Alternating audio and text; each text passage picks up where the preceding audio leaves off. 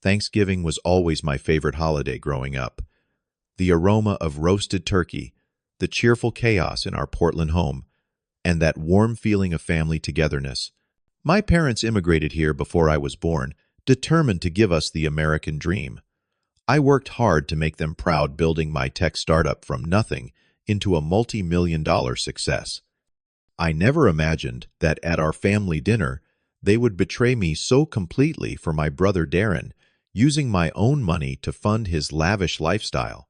Where are you watching from today?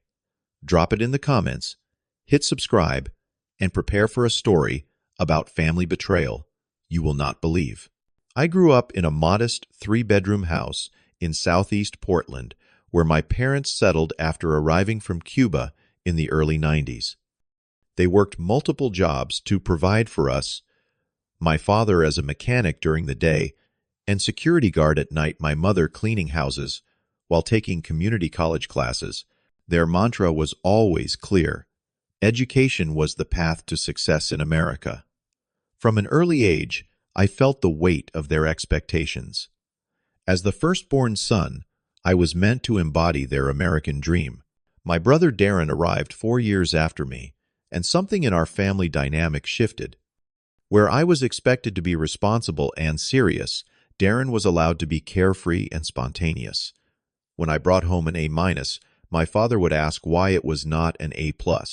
When Darren brought home C's, they praised his creativity and free spirit. Despite this imbalance, I loved my family fiercely. I understood my parents had sacrificed everything for us to have opportunities they never had. I threw myself into my studies, graduating high school as valedictorian and earning a partial scholarship to Oregon State for computer science. College was a struggle financially. My scholarship covered tuition, but nothing else. I worked 2 part-time jobs, mornings at a coffee shop and evenings doing tech support. I lived on ramen and slept maybe 4 hours a night, determined to graduate without debt. Meanwhile, Darren dropped out of community college after 1 semester, and my parents paid for him to find himself through a series of expensive hobbies: music production equipment, 1 month photography gear the next. After graduation, I landed an entry-level position at a cybersecurity firm. I absorbed everything I could about network vulnerabilities and data protection. By 26, I had enough experience and connections to take a risk. I quit my job and founded SecureNode, a specialized security company focused on protecting small to medium businesses from emerging cyber threats. The first 2 years were brutal. I worked 18-hour days, living in a tiny studio apartment, pouring every penny back into the business. The breakthrough came when a regional bank chain signed us for their branch security overhaul after they experienced a minor data breach. Their testimonial opened doors to other financial institutions. By year 3, SecureNode had 32 employees and a downtown office. By year 5, we were the go-to security solution for businesses across the Pacific Northwest. Then came the acquisition offer from a national tech conglomerate, $28 million. After taxes and paying out my investors, I walked away with $11 million at the age of 31. Throughout these years, my relationship with my family remained complicated. My parents took pride in my success, but always seemed to view it as expected rather than exceptional. Darren, now 27, had cycled through jobs at breweries, restaurants, and retail stores, never keeping one longer than 6 months. My parents continued supporting him financially, explaining he was still finding his path. I maintained the peace by helping when asked. When Darren needed bail money after a DUI, I paid it. When my parents wanted to renovate their kitchen, I covered it. When Darren wanted to start a food truck business, I invested $50,000, even though his business plan was essentially non-existent. The food truck closed within 3 months. After the acquisition, I made a decision that I thought would secure my family legacy while protecting my own financial future. I placed $3 million in a family trust with structured access for my parents' retirement an eventual inheritance for both Darren and myself. I maintained control as trustee to ensure responsible management. The remaining $8 million I invested separately for my future.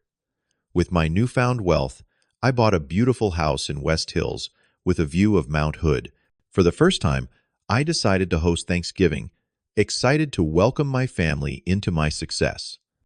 I spent weeks planning the perfect meal, hired a decorator for festive touches, and even arranged for a professional chef to assist with cooking to ensure everything would be perfect. I wanted my parents to see that all their sacrifices had been worth it. Little did I know that this Thanksgiving would change everything. The morning of Thanksgiving dawned clear and crisp. I woke up early, energized, despite the nerves. The chef arrived at 9 a.m. to start preparations while I handled last-minute details. I wanted everything perfect when my family arrived at 4 p.m. When the doorbell rang, I straightened my tie and took a deep breath. My mother entered first, kissing my cheek without warmth. My father followed with a firm handshake instead of his usual bear hug. Darren sauntered in last, giving me a smirk rather than the customary brotherly embrace. Something felt off, but I dismissed it as holiday tension. I gave them a tour of my new home, pointing out features I thought would impress them.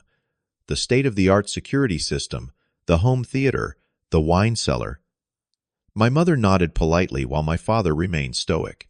Darren seemed distracted, constantly checking his phone and smiling to himself. "Dinner is ready," I announced after champagne in the living room. We moved to the dining room, where a magnificent spread awaited. A heritage turkey, 3 different stuffings, roasted vegetables, fresh cranberry sauce, and 2 kinds of potatoes. Crystal glasses and fine china gleamed under the chandelier. We took our seats, and I raised my glass for a toast. To family and gratitude, I said, hoping to capture the essence of Thanksgiving. My parents clinked their glasses half-heartedly. Darren barely looked up from his plate. The conversation remained stilted through the appetizers and into the main course. I filled the awkward silences with updates about my company acquisition and future plans. Nobody asked follow-up questions. As dessert was being served, pumpkin pie with homemade whipped cream, my father cleared his throat. "Fidel, your mother and I have made a decision we need to discuss," he said, placing his napkin beside his barely touched pie. "We have decided that moving forward, you are no longer going to be included in our will or family inheritance." The words hit me like a physical blow. I placed my fork down slowly, certain I had misheard. "Excuse me. You have more than enough," my mother added, not meeting my eyes. "Darren will need the support more than you ever will. We need to be practical about these things." I looked at Darren, who was suddenly very interested in his pie, a small smile playing at the corners of his mouth. "I do not understand," I said carefully. "Is this about the trust? Because I set that up for all of us." "The trust is part of the issue," my father continued. "You are controlling our access to what should rightfully be family money. It shows how little you trust us." I set it up with financial advisors to protect everyone's interests, I explained, feeling dizzy. "To make sure there would be enough for your retirement, and we do not need you to manage our affairs," my mother interrupted. "We raised you, not the other way around." The conversation devolved quickly. Accusations flew about how I had changed since making money, how I was showing off with my house and my success, how I had always been selfish, even as a child. Darren finally spoke up, suggesting perhaps I should learn to share better, like we were children fighting over toys. "I think you should leave," I finally said, standing up. My hands were shaking. "This is my home, and I will not be insulted at my own table." "Typical," my father muttered as they gathered their things. "Always thinking about yourself." They left without thanking me for the meal. I stood in my beautiful empty dining room, surrounded by uneaten food and unwashed dishes, wondering what had just happened to my family. The next morning, still reeling from the disastrous Thanksgiving, I received a notification from my banking app about unusual activity. Logging in, I discovered a transfer of $1.8 million from the family trust account, a transfer I had never authorized. I called the bank immediately, heart pounding. They confirmed the transfer had been processed the previous day to an account belonging to Darren Cruz. The authorization appeared to have my electronic signature, but I had signed nothing. Hanging up with the bank, I immediately called my parents. My mother answered on the fourth ring. "We knew you would call," she said, sounding resigned rather than guilty. "There is no need for drama." "No need for drama. You stole almost $2 million from me." My voice cracked with disbelief. "We did not steal anything," my father said, now on the line. "That money was meant for family. We simply redirected it to where it was needed." Darren needed a $1.8 million handout for what? There was a pause before my mother answered. "He found a beautiful property, a lake house in Coeur d'Alene. He has always wanted to live near water. You bought him a lake house. With my money, I was shouting, now pacing my kitchen. With family money, my father corrected. You have plenty more. You can make another $20 million if you want." Darren has no such opportunities. Because he has never worked for anything in his life, the injustice burned in my chest. You have enabled him for years, and now you have committed fraud to continue doing it. "We are your parents," my mother said coldly. "We gave you life. We sacrificed everything to give you opportunities. If we decide your brother deserves this support, that is our right." I hung up and immediately called my lawyer. The weeks that followed were a blur of depression and betrayal. I spent Christmas alone, ignoring the few holiday cards that arrived. My appetite disappeared along with my sleep. I lost 12 pounds in 3 weeks. In early January, I received an anonymous email. "Your parents have done this before," it read with an attached document. The sender identified themselves only as a former employee of my parents' tax preparer concerned about potential fraud. The attachment contained records of previous financial manipulations. College funds mysteriously emptied a small inheritance from my grandmother that never reached me. Loan applications with my name that I had never signed. This prompted me to dig deeper. I hired a forensic accountant who uncovered a pattern of identity theft dating back to my college years. My parents had opened credit cards in my name, taken out personal loans, and even filed fraudulent insurance claims. Most disturbing was the discovery that they had been siphoning small amounts from my business accounts during SecureNode's early days, when I had foolishly given them emergency access. The evidence pointed to a calculated long-term scheme. The Thanksgiving confrontation had not been a spontaneous decision, but the culmination of months of planning. They had likely already begun the process of transferring the trust funds before sitting down to eat the turkey I had so carefully prepared. With each new discovery, my heart hardened a little more. I sat in my attorney's office, staring at the stack of evidence we had compiled. Monica, my lawyer, waited patiently while I struggled with the decision before me. "If we file these charges, they could go to prison," she explained gently. "Identity theft, wire fraud, elder financial abuse, given your father's manipulation of your grandmother's will. These are serious felonies." "They are my parents," I whispered, the words catching in my throat. "They stole over $2 million from you," Monica reminded me, "and systematically abused your trust for years. The statute of limitations has not expired on most of these crimes." I closed my eyes, remembering birthday parties, school graduations, chicken soup when I was sick. Then I remembered the cold dismissal at Thanksgiving, the calculated theft years of favoritism and manipulation. I need to talk to them one more time, I decided. The next day, I drove to their house unannounced.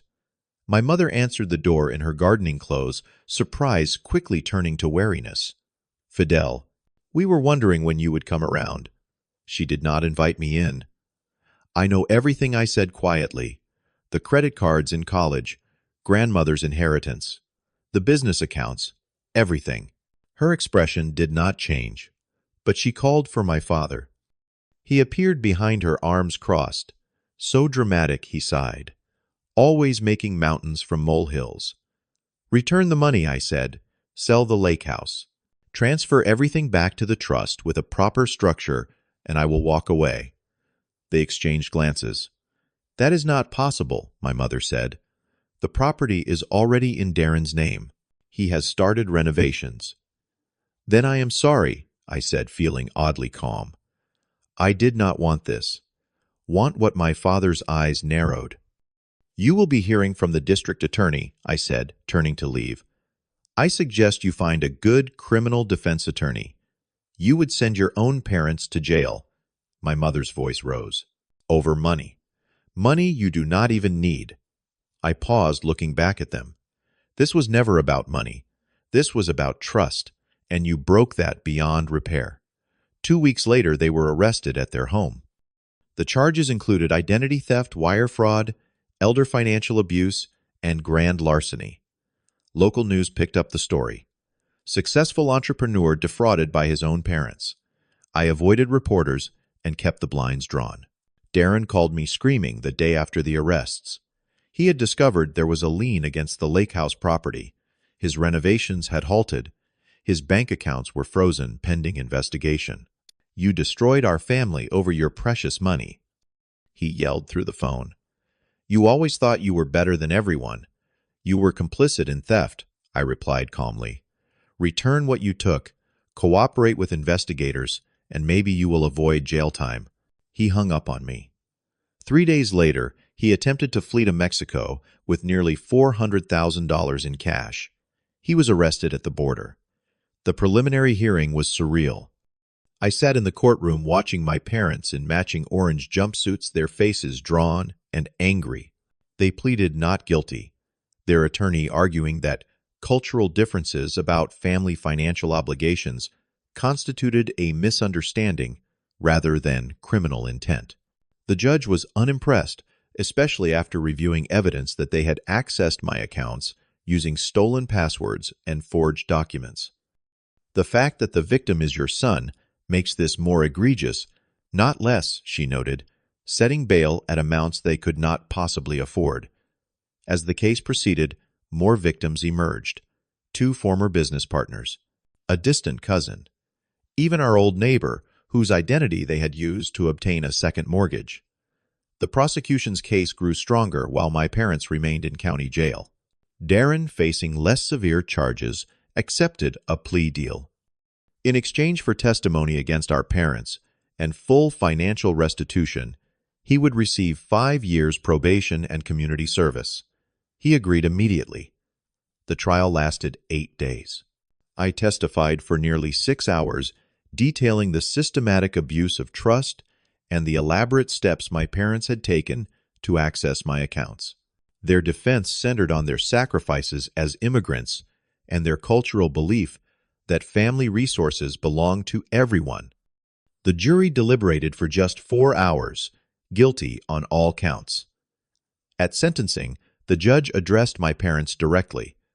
The American dream you pursued does not include defrauding your children, she said. You exploited familial trust in the most fundamental way possible.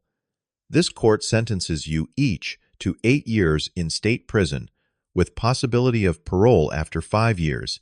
Additionally, you are ordered to make full restitution to all victims. My father stared straight ahead. My mother wept silently. I felt nothing but exhaustion. The lake house was seized and sold at auction, recovering approximately $900,000. Another $600,000 was recovered from various accounts. The remaining money had been spent on luxury cars, expensive clothes, gambling debts, and Darren's failed ventures. I would never see most of it again, but that no longer mattered to me. I moved forward methodically. I established new financial protections, changed all my accounts, created a revocable trust with an independent trustee, and installed additional security systems in my home. I declined all interview requests and avoided social media. I focused on rebuilding my life without the people I had once called family. Unexpected support came from colleagues and even competitors in the tech industry. Many had experienced their own family difficulties after success. A small group of fellow entrepreneurs became my sounding board and social circle. My executive assistant Thomas became a close friend, inviting me to family dinners where nobody asked about my bank account or wanted anything from me. For the first time in my adult life, I was surrounded by people who valued me for myself, not what I could provide. The first letter arrived 6 months after sentencing. Written on prison stationery in my mother's neat handwriting, Fidel. We know you are still angry, but we are your parents. Family forgives. Everyone makes mistakes. We deserve a second chance. This place is terrible. Your father's health is declining. Is this really what you wanted? To see your parents suffer? Visit us. We need to talk. There was no apology. No acknowledgement of the harm they had caused. Just expectations that I would forgive, because family forgives. I did not respond. The letters continued monthly. Each one emphasized their suffering, the poor conditions, how cruel I was to abandon them. Each one framed their actions as a minor indiscretion rather than calculated theft. Each one claimed entitlement to forgiveness without offering genuine remorse. After a year of these letters, I finally agreed to visit. The prison was 2 hours from Portland, a concrete complex surrounded by razor wire.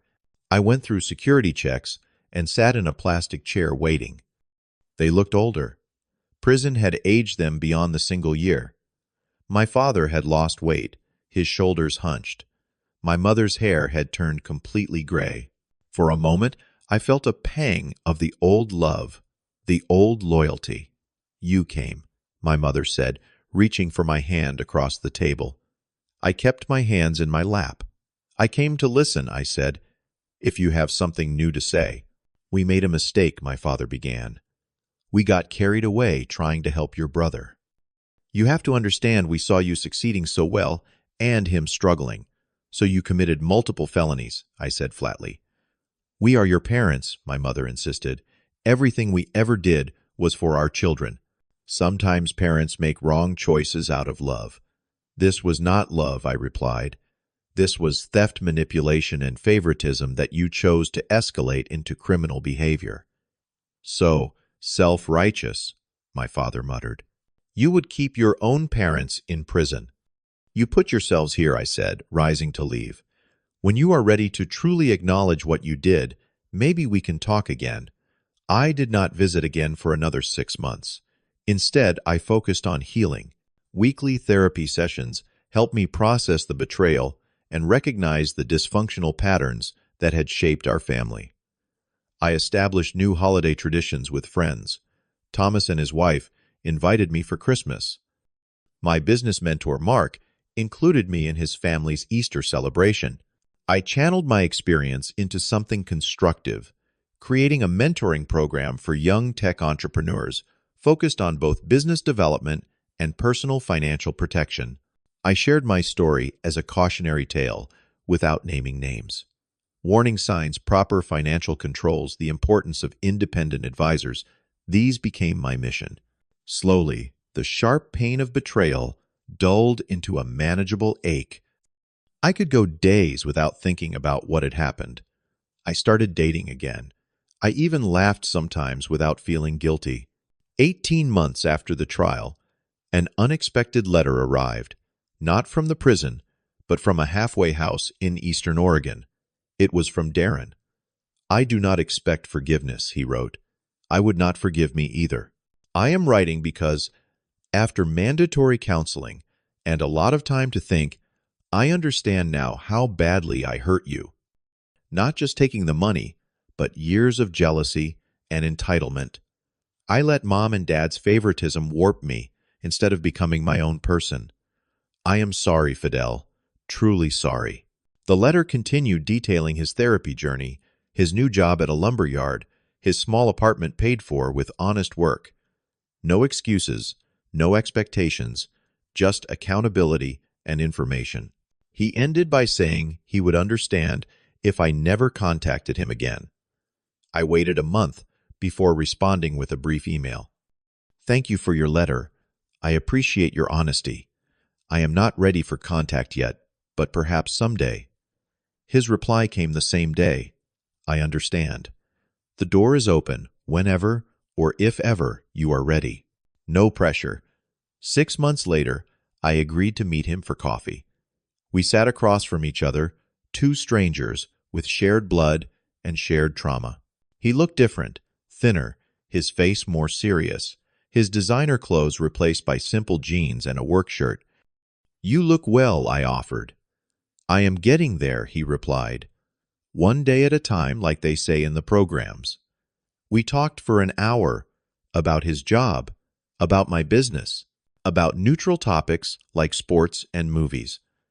As we prepared to leave, he handed me an envelope. "It is not much," he said, "just my first repayment. I get paid next week, and there will be more." Inside was $300 cash. "Darren," I began. "Please," he interrupted.